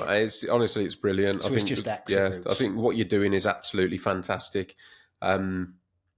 If I'd had the balls to go to something like that, I think it would have been an amazing help for me as a parent, and just having that connection, that network of other dads. I think having that peer group support is huge. Just they're in your walk of life, aren't they? They're in that time of their life as you are. Yeah, I was a little bit. I was listening to what you were saying about your own situation, and like me. So within my family, I'm the oldest of the oldest son, and the oldest daughter. So I'm the oldest cousin, for example. So I was the first to have kids. And within my friendship group, I was quite young. I was 22 when my son was born. There was maybe one other person that had a kid, but by a long stretch, most of my friends are having kids now. Like 15 years on. So that I didn't have a friendship support group who, the lads were all there for me. I've got some great friends, but there weren't any other dads or anyone expectant dads. And I guess actually I very much was alone. I didn't have much of a support network. I had to muddle through it all on my own. And I think having that support network would have been a vital resource. So I would never sit here and try and say that, like, it was a little bit, but I had good friends and good family. So it wasn't like I was ever alone. And sometimes we've done pieces on things in the past, and we've done some great work with Anira and Bev and the BBC, South Wales Argus, Cumbrae Life. We've got on websites, we've got on, the Torfaen Family Information Service of actually, as a result of the work that we're doing on their website, they've got a dad's part to their website. So dads can access what's available within the area. So I think these things are sort of really important, but sometimes you just, I'm never going to, I've loved being a dad, and sometimes I think sometimes people pick up on the negatives. It can be tough. Yeah, of course it can be tough, but that's not to say it can't be good. And I think sometimes things have been picked up. We talk about things, and sometimes things are picked in part of something, but a small part of it. But it's so rewarding being a dad. It's bloody tough, but everything's tough somewhere. But there's also so many, it's the news. If the news was all about positivity, the news no one would be in. Well, you're right, mate. And I'll echo that, because again, I guess reflecting on what I've been talking about, it was all the struggles and the negativity, but the positivity far outweighs it. Yeah, of course it is. And as I said, it's up there with one of my greatest purposes in life is being a parent. Yeah. I love my kids to bits. Best I job love you'll being ever a dad. do. Exactly. Yeah. And I'm also I'm excited to see what they grow into. I'm excited to do all the stuff that comes with. I mean, Christ, frighteningly so, mate. My son turns 18 next year, which is I can't get my head around. It makes me feel old as fuck. But at the same time, I'm excited to now have a relationship with him where he's like becoming more of a mate, It's not that I've done my parenting, because that'll continue to go on. I'm still trying to guide him as best as I can. But there's also he's becoming his own man now. Yeah. So I've got that relationship to look forward to. We do a lot. We sacrifice a lot, don't we? In a good way. So my dad wasn't a massive football fan. He would take me anywhere I needed to go when I was a kid. Yeah. Anywhere I needed to go. Was he a good footballer? Absolutely not. Him and my mum would take me everywhere, as they did with my two brothers who boxed. Take him everywhere. Yeah. So, sometimes us as a parent, we are a glorified taxi service, but we wouldn't have it any other way. No. And unfortunately, there is going to be some people out there who have those opportunities that, unfortunately, for whatever reason, mum, dad, or the two can't get them there. They can't do those. Those things are going to happen. And, unfortunately, we haven't got an answer to every problem. We can't be everything to everyone all the time. We can only support, guide, help. Well, we had this conversation pre-record, didn't we, where to an extent, as much as you can try and help as many as possible, there is limitation. Yeah. But I think if everybody did their bit, and you're certainly doing your bit, if you help one dad, mate, it's been worth it. 100%. Yeah. We've got program 6 starting 5th of September, so only a few weeks away. The comms team, Lee and Torfaen, is going to be putting out a piece for us for that. We haven't done a call for action yet. We've got 25 dads booked on. Wow. We haven't done. Is there an upper limit on it, Jacob? Like not necessarily. No, we have 2,500 after the episode goes out. I'll just be like that. Yeah. People will be travelling from here, there, and everywhere. But no, we sort of assess it as it goes. So we run 2 a year, 2 10-week programs, and then Gareth, who I work with, offers an additional 8 weeks where they do a circular security program, which is a reflective parenting course. So you learn how to reflect on your parenting. Okay. So you know what it's like sometimes when you have a to-do with your kid and you're arguing with them like a child yourself. It's taking away any form of conflict, because however much we don't want to do it, sometimes we get sucked into it. Absolutely. Listen, and we come away going, what was I just bloody doing? What was I doing? Jacob, I did it recently. I can't remember the exact circumstances as to why, but my lad just caught me on the wrong day at the wrong time, and I snapped at him over something and instantly felt like, I shouldn't have. Yeah. And I gave it 10 minutes for myself to calm down. And I went up, knocked his, and this is something I'd never done before. I went up, knocked his door, and I just said, mate, look, I'm going to apologise for snapping at you.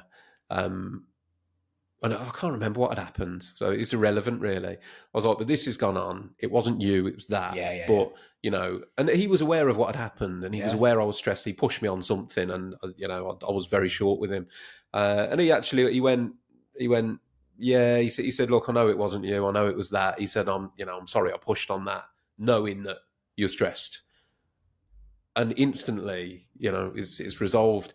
And having that, and that's my growth as a parent. Do you know what, though? I'd never have done that before. If he moves forward now, whether, you know, we'll never know until the future.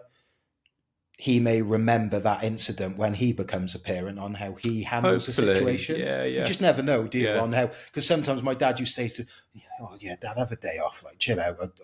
All right.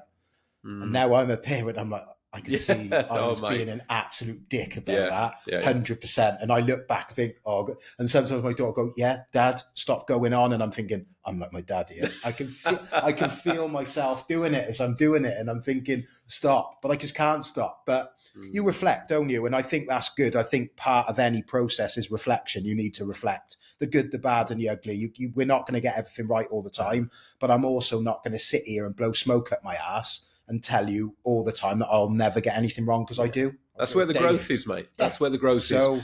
I learned a long time ago, it was actually, I studied the Stoics, so like Greek philosophy, and that sort of put me on to the train of thought of learning to embrace failure, embrace the things that you get wrong, because control the controllables. But the failures, the getting it wrong, that's where the growth is, that's where the knowledge comes, that's where, as long as you can reflect, if you don't reflect, it's pointless. But if you can reflect on your failures and learn from it, it wasn't a failure. No. You know, that's where the growth really comes. And all growth comes from losses. You only learn by making mistakes. Yes, You're absolutely. not going to go through life getting everything right. Yeah. Well, if you do get things right, then you just repeat it because you got it right. You know, you get it wrong, that's where you change. That's where you change your actions. When you're getting it right, sometimes then you get into coast mode, don't you? And you coast because it's easy, because you don't have to think about it. You just go, okay. Absolutely. So, I think sometimes even getting it right, if you are getting it right, can you challenge yourself to maybe change that a little bit and put a little bit more, make it a little bit harder for yourself? Because I know on reflection, I'm probably someone here, there that coasts. Not so much now, because I try to reflect on things and do all the stuff that I've learned through all the great people that I work with. Well, you're doing this, mate. But and it's made me reflect, because you know, Gareth and I are our own worst critics. Sometimes, however great, it's been amazing for you to say, oh, this is amazing. Oh, fair play, mate. Met with an MP yesterday who was really keen about the programme, and they're saying about how great the things are. But sometimes when you're in the trenches and you're doing the work, you don't take the plaudits because you're planning the next one. So our next one will be February. I'm already thinking about Jacob, February. I know that one well, mate. So I'm very good at looking at what you're doing and giving you the credit and really genuinely thinking, that's brilliant, that.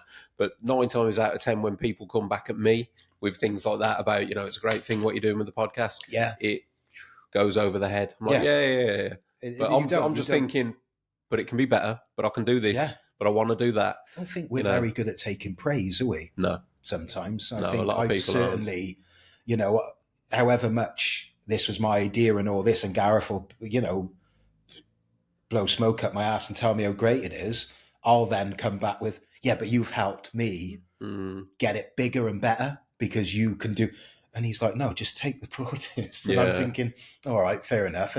But you do, because I know sometimes when I look at my mates and stuff, you think, sometimes when people are just going on a bit, you're like, oh yeah, all right, yeah, you've made your point now. Let's relax a bit. Yeah, it was amazing, but let's not drag this out too much. And I don't want to be that person. Yeah. So I suppose you take it on the chin, and to have these opportunities and come in and do things like this and meet with the MP yesterday in our way and doing the things that we're doing, it is making a difference. And as long as blokes are starting to feel validated and wanting to be the best dads they can be, not just for themselves and chuck it on social media that they do all these amazing things, but for the benefit of their child and their missus or their co-parent, partner, whatever. And life is very different now. There's same-sex relationships. There's, there may be donor opportunities for people. So parenting looks very different now to probably what it's ever looked. Oh, gotcha. So it's, it is very,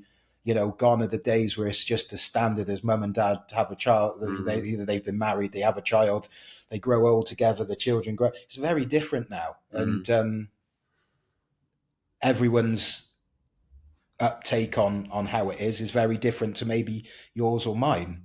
We can only talk about our experiences of what we've done. Yeah.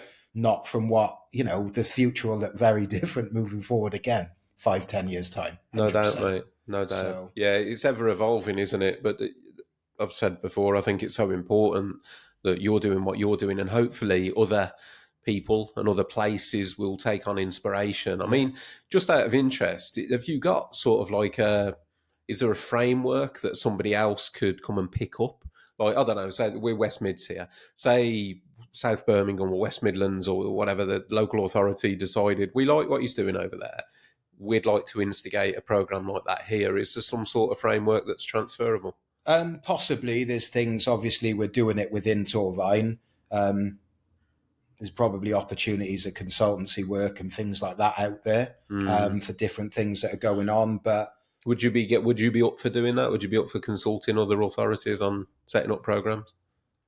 Yeah, obviously, first and foremost, my bread and butter is my job in sports development as part of, the local authority. Of course, we're not trying to poach Jacob from here, but just of interest. First and foremost, we've been pivotal in starting something different, which is very unique in Torfaen. And Gareth and I have worked extremely hard and managed to meet some really good contacts, networking, partnership working and stuff. But, we've also met a lot of people around the country. We're speaking to Scott up in Scotland and Mark's further down in Wales. We've had stuff in Manchester, we've had stuff in Hereford, we've had stuff in Sheffield. We've done a bit with the Midlands on conversations that I've had. So I guess ultimately it can all add to each other, can't it? Like, you can offer what you've got, but you might find somewhere else can offer a little bit to what you're doing as well. I think it can't always be, well, we're doing this, otherwise it's just duplication. If you can work in partnership with people, it makes it so much easier than me fighting you and you fighting someone else. Doesn't quite, and then people are very particular in what they do. And I suppose For Dads by Dads is a little bit like my baby, is part of my idea. But at the end of the day, it's a bigger thing than me. It's about dads across the country becoming better dads. Listen, mate, that's my whole train of thought, is that For Dads by Dads is such a good program. It would be brilliant to roll it out in other places, so and people other can dads contact can benefit. Me for can look at our social media and things like that and contact me and speak about those things. I mean, just again, before we move past that, if somebody wants to reach out to you, Jacob, to discuss anything that they might have in mind, where do they find you? So my email address, which is jacob.guy@torfaen, torfaen.gov.uk, obviously, or they can contact you and we can share something. Yeah, if you'll give me your details anyway, I'll put all of that in the episode description. So wherever you're listening now in the future, people, always find that mad. You address people and you're like, wherever you're listening, but they're listening somewhere in the You future. had people from So Newcastle not long ago. yeah, So it's not So like it's... future people, wherever you're listening, Jacob's details will be in the episode description. So scroll down wherever you are. If anyone wants to reach out to him about any questions or opportunities, then the details will all be below somewhere. Yeah, obviously we've got the flyers and stuff that I've got you, and we got Yeah, posters. mate, absolutely. So Yeah, we can share those, or the information. So depending on what area it is, so there's a QR code on there, booking form. So you can just scan the QR code and it takes you to a booking form. Fantastic. Then, obviously, I'm not expected to be inundated with people from the Midlands. Careful what you wish for, mate. You've told me that you're not that far over the border, Jacob. You've got to be careful what you wish for, mate. It's a short trip down there. But no, honestly, mate, I think the value is incredible, and I think maybe the framework that you're putting out there can be adopted, even if it's tweaked and changed a bit. It would you're on the right track, and it's certainly, as we said before, it's not taking anything away from moms and mothers. But moms and mothers currently, there is a lot of support there and programs and things for moms and mothers, and the support is not equal for fathers at the moment. And you're doing something to offer something into that space. So I think you can only be applauded for doing so. Thanks, mate. I appreciate that. It's, when I sit and listen to your podcasts and see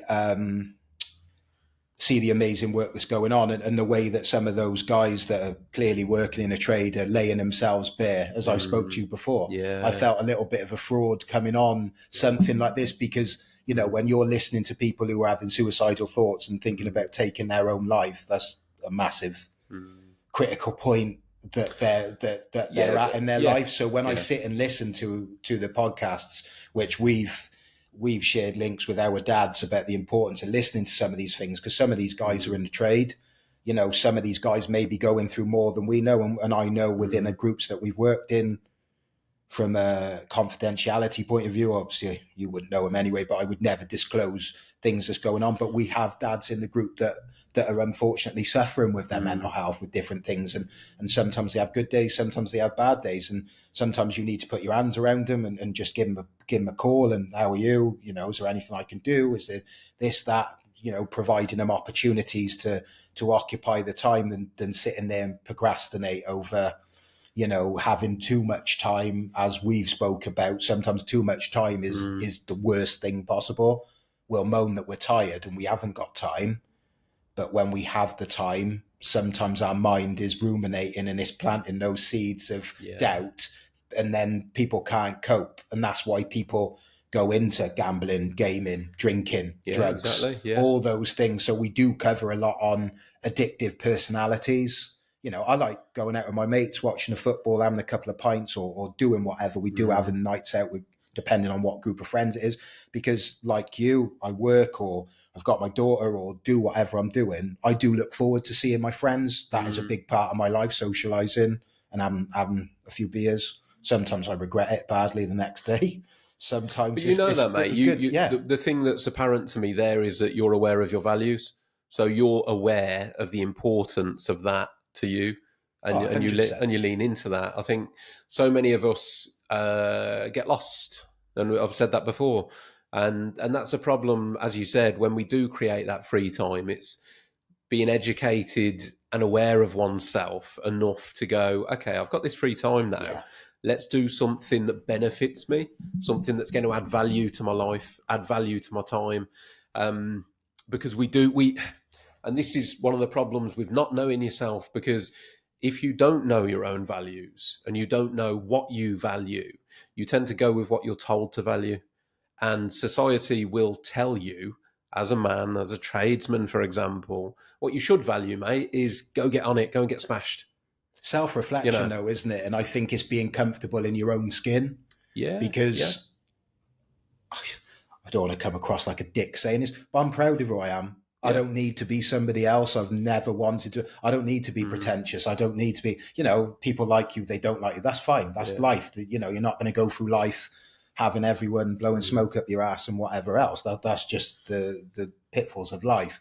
But I'm proud of who I am. I'm proud of the things I do, the person I've become, the things that's in my life. I'm proud of that. So I find that sometimes I'm in a point in my life where, yeah, I'm going through a divorce and it's a tougher time than I want it to be.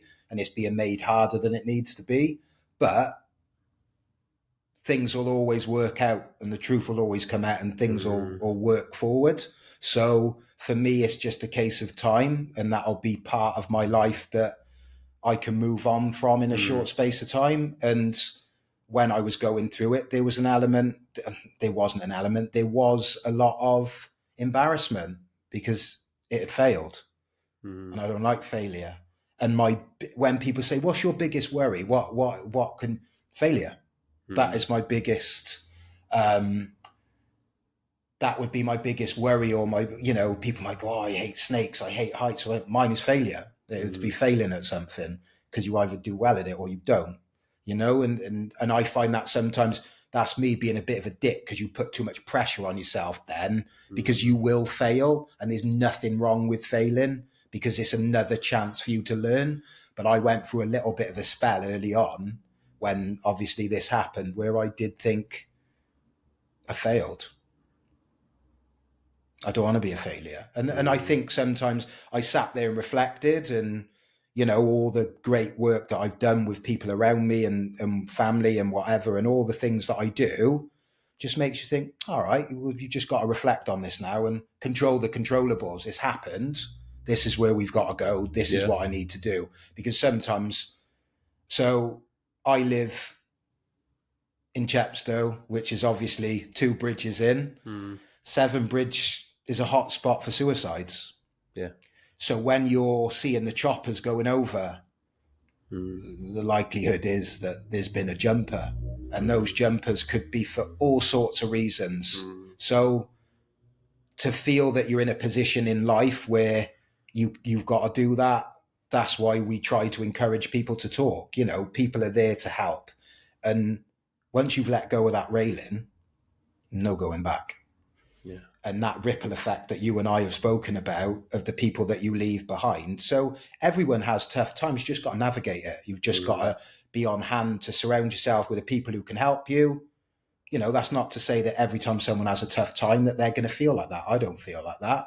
But the groups of people that I work with, the training that I've had, also highlights the fact of, these things are taboo to talk about, but they will help someone somewhere. And when I hear your podcasts talking of suicide, you think, shit, someone's that far down the line that they feel that there's no going back. It's quite scary. Well, it's scary. Yeah. It's really scary. Like, I was listening to one of you guys talking about climbing up the tree, and it was like, shit, Alid. Yeah. And he sort of remembered it just went through his mind at that time, his lad, I think it was. Yeah. And that was his purpose, and that was the time in his life where, I've never, thank God I've never felt like that. But when you hear guys talking about that, it's really scary, and when I talk about that thing in Chepstow is people in Chepstow, I walk frequently across that bridge, I run across it. I might go out walking. Sometimes you'll see the things with the Samaritans and stuff, which is a relatively new thing, but you just hope that people go out there and get the, tough times call for tough people, and everyone's tough somewhere. You've just got to find someone who's going to value you to say, no, you can do this, you can get there. And that's what we try to, even with the dads, not as serious as the suicide part of it, but you can do this, you can be a good dad. Just knuckle down, think about what you want to do, look at this, do that. Just embrace it. Make mistakes, several mistakes, as long as you're not putting your baby at harm. Do you know what I mean? It's in the sense of, if you've got the formula wrong, or you've maybe put a bit too much food in, or it's a little bit warm, well, all right, test it and make sure everything's right. We all make mistakes. And I think that's where you've just got to dust yourself down and sort of go again. And everyone always goes on about, it's nice to be nice. And if anything you can do, make sure that you're nice. And it is important that we don't know what battle a lot of these people, the dads we work with, they may have had a shit day. They come to our group, they've been in work, they've had a shit day, they're late finishing work, it's raining, they've come to the dad's group, they possibly just want to go home, see their little ones, sit with their missus, lick their wounds a little bit. Mm. But they don't. They invest in coming to our group, which is amazing. So Gareth and I openly say it's a brave thing turning up to a class. When you said about turning up as when you were younger dad, there's a lot of apprehensions walking in there because you feel that people are judging you. No one is there to judge. I'm not there to judge. Gareth's not. None of the other dads. So their expertise in whatever they're talking about at that time is invaluable to us, because when we open the floor up, it's great that we've got dads that feel strong, comfortable, confident to say, yeah, guys, I've had a bit of a shit time. One of the dads disclosed that he'd had postnatal depression. And it was like, oh, shit, thanks for disclosing that, mate. How are you feeling? Is there anything we can do? And he openly talk about it. And then that triggers something else then. And then someone else talks about something else. And you sat there thinking, God, these guys are strong guys, and they're stronger than they give credit for. Do you know what, Jacob? It's that providing the safe space, isn't it? And the podcast is a perfect example of that. When I first set this up, I had no idea how it was going to go. It was a passion project with no expectation. And I thought mistakenly my biggest obstacle would be getting people to talk.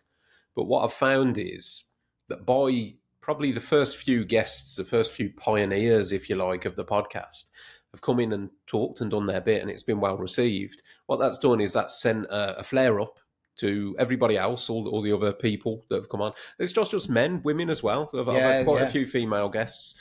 Sent a flare up to say, that's safe. And now that people know it's safe, I've had such an amazing response of people reaching out and wanting to come and talk about various things, whether it's their life or people such as yourself who are offering services that can help people. But that thing of, one person opens up, now another does, now another does, now another does. And what I find, the pattern I'm seeing is that if I have a guest come and talk about a certain topic, I'll have a couple of inquiries off the back of that episode of similar things. Yeah. I listened to that. It resonated with me. Can I come and tell my story? And for anyone listening, the answer is always yes. It's open door. I will talk to anybody about anything. Obviously, it is related to mental health. I'm probably not going to sit and talk to somebody about football as much as I would be intrigued to do so. But anyway, but what I'm getting at is that once people know it's safe, is that they then, and quite often it takes that first person to put that flare up, to take the first step on the bridge, whatever it might be. That's probably a terrible analogy with what we've been talking about. But, the first person to put their foot out and take that step to then show everybody else that actually it's a safe path to walk. Yeah. And then you find that once somebody has blazed that trail, then everybody else follows. Yeah, I think that's what you need, a trailblazer, don't you, to initiate everything in whatever it is that you do. So, all the people, whether they're talking about services or whatever, they're talking about their real life experiences, and that can never be copied. It's unique. Yeah. You can't ever. Lived experience, it's invaluable for good and bad, And it's what makes us who we are, isn't it? Our lived experience, the recipe for who we become, a lot of it comes from our experience, our upbringings, and our, just the things we go through in life. It's so important as to shaping us into who we are. And I think now that there's a lot more acknowledgement to what's going on. So like I mentioned earlier, you do the cold water therapy.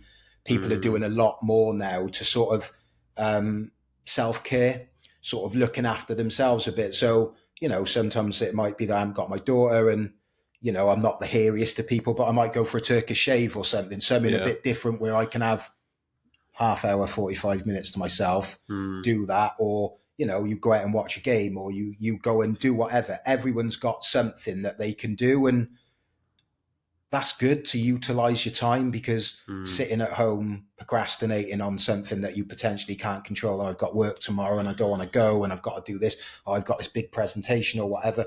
We all run away from it, don't we? We don't want to deal with it. I was thinking this morning, I knew what time my train was. I didn't want to think, I can have a lie in this morning. And I'm thinking, shit, I've got to get on the train. I've got to do this. I've got to do that. And so, it might be that someone just aspires to have a lie in, an extra half an hour in bed every couple of days, or, because it's tough when you're tired. because sleep deprivation is bloody hard. And when you throw a child into the mix that can't tell you at that time what they want, what they need, are they hungry? Have they got a bad belly? Do they need the toilet? Is there something wrong?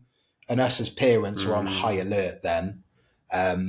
So, shout out there to the amazing mums, dads that are out there who are doing tremendous work, because it is tough. But like we've said, it's the most rewarding job we'll ever do.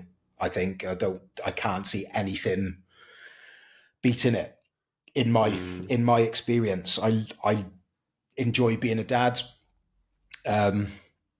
Some days are harder more than others, as they always will be. But to be a glorified taxi driver or shoelace tire or bloody God knows whatever I have to do, no better job in the world, do it mate. without thinking, do you? Yeah. So if there is any people out there who need anything, there's some amazing work going on around the country. It's not just what we're doing. Obviously, Torfaen is very trailblazing in that approach to the dad stuff, but I know that there's other local authorities at the moment who are starting to do some really good work, which is great, because it's only going to benefit blokes around the country. That's good to hear, mate. But as you were saying before, let's not detract from what you're doing. No, it's not. But it's also to give credit where credit's due. So I'm working with Cherie Williams, who's started a charity called Four Minds. So she's linking to doing stuff. Obviously, in Wales, rugby is a really big sport. So she's linking it to the rugby club. So she's linked it to Newport Gwent Dragons. So there's an invite to all the local rugby clubs within each authority.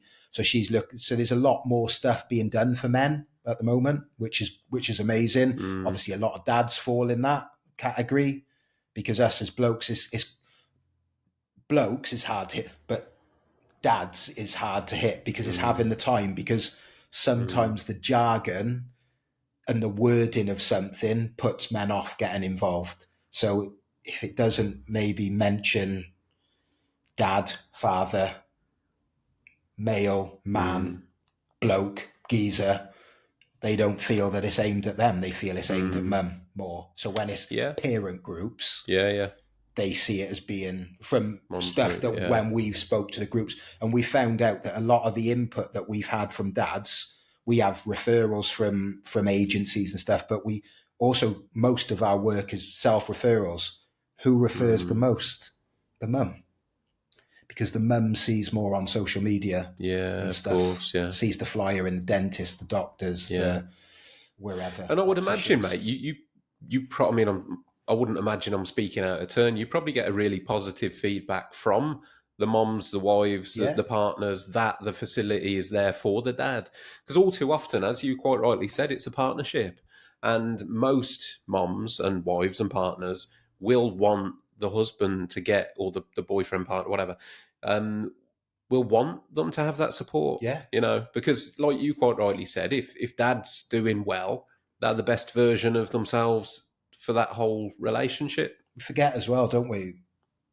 Us as parents, whether it's mums or dads, we're role models. Yeah. We're setting the precedent for our children. 100%. Mate. So if they're seeing us doing something good, they'll do it. Yeah. If they see us doing something bad, they're going to do that as well. So we've got you're paying it. Yeah, you're paying it forward, Jacob, and hopefully making it a norm where the dads that have attended your groups, when they are teaching their sons potentially and talking about it, they'll be able to say, well, I went to a father's group, I went to a dad's group, this is how I coped and prepared to be a father, and received support. And hopefully that'll then normalise it more.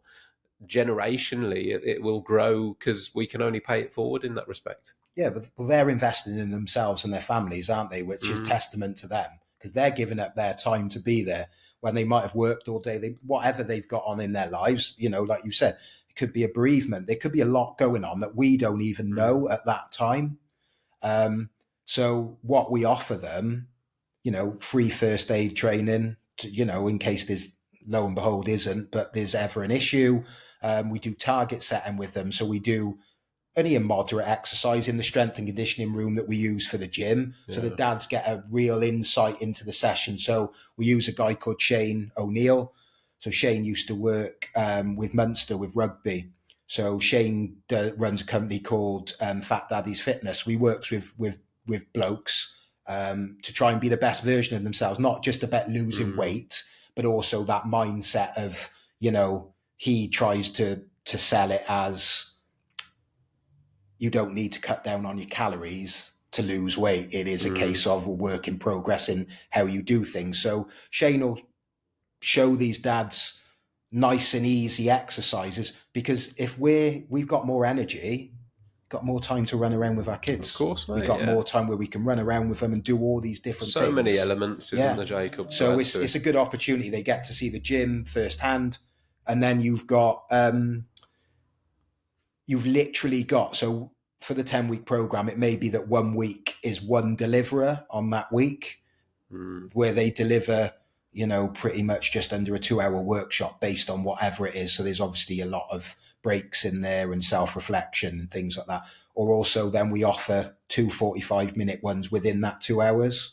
So then it might be that they do nutrition for the first hour, 45 minutes to an hour, and then they do something on relationships, or they do something on the importance of baby yoga or skin on skin. So they come out of it learning a lot, and then obviously they have a week's break, and then they go into circular security.